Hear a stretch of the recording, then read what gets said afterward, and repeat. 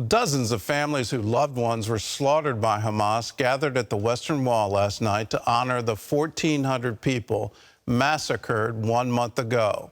At the same time, rabbis, Israeli politicians, Christian leaders led the country in a national day of prayer for Israel at the Great Synagogue in Jerusalem.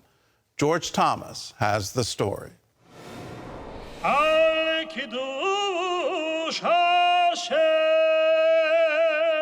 Dor Hoshen is a broken man, carrying pain and sorrow of an unspeakable loss. Hoshen, a member of the IDF's Egoz unit, an elite fighting force, is still in complete shock a month after Islamic terrorists took the life of his sister, Hadar Hoshen. They were like monsters. They have no respect to human beings at all. 28-year-old Hadar had joined some 3,500 young people at a music festival that weekend to celebrate the Jewish holiday of Sukkot, when dozens of Hamas fighters surrounded the grounds and went on a killing spree. Dor said his sister ran to a nearby bomb shelter to seek refuge. Probably she died there inside the shelter, one of the shelters. On Monday night, Dor joined families for the 30th day of mourning following the October 7th massacre. With the theme, "The Light Will Overcome," dozens of families came to this wall looking for the names of their loved ones. They lit candles in remembrance, all happening in the shadows of the majestic Western Wall. It was a chance for the nation to come together, to mourn and to remember. 1,400 candles lit in the memory of the 1,400 victims killed that day. Some, like this family, held pictures of their loved ones, while others drew strength from the pages of the Torah. Dor, who leaves for Gaza City soon, says he knows he has the prayers and support of a united nation. Everybody needs to know that we are not going to lose, we are going to win, because we are strong, we are together.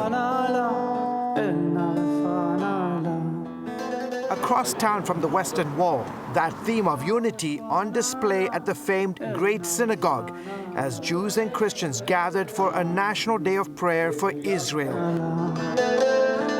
Rabbi Tuli Wise, who helped organize the event, says there's more at stake here than just a military operation. Prayer is the only thing that matters. Prayer is, this is not a conventional military warfare. This is a spiritual battle. Wise said some 1,000 churches in 30 countries signed up to pray for Israel, many joining the service online as participants in the synagogue read and sang from the Psalms. Tommy Waller, an evangelical leader who runs a volunteer organization in Judea and Samaria, also called the West Bank, says in the last month tensions between Israeli settlers and Palestinians have been on a knife's edge. Right now we have a situation where you have almost 3 million Arabs with 500,000 Jews living across the so-called Green Line right now.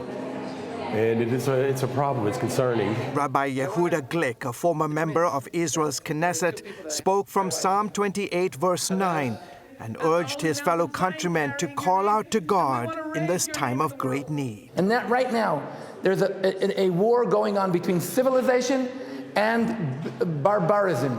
And we have to call the world, and we have to call Hashem and tell him, we understand that we are fighting your battle, the battle to sanctify your name. The most moving moment of the prayer service came when Rachel Goldberg, whose son Hirsch was kidnapped by Hamas, urged people around the world to keep praying for the release of the hostages.